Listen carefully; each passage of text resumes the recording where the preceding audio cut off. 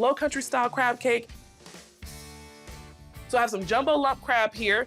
This is so sweet and velvety and buttery. I love jumbo lump.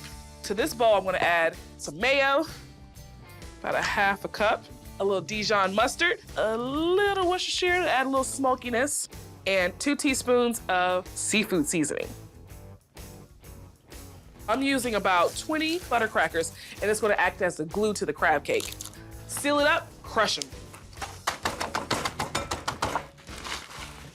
Add that directly to my bowl here. Now this beautiful lump crab.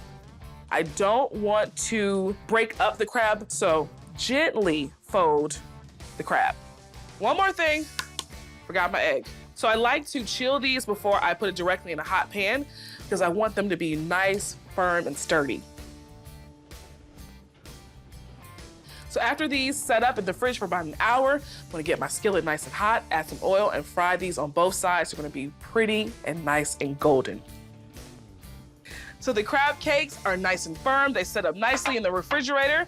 Gotta get my cast iron skillet nice and hot. To the skillet, I'm gonna add some vegetable oil. Crab cakes don't take long at all to cook, about 3 to 4 minutes per side till they get nice and golden.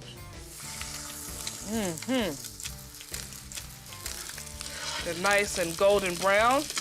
Just giving them a flip. Beautiful.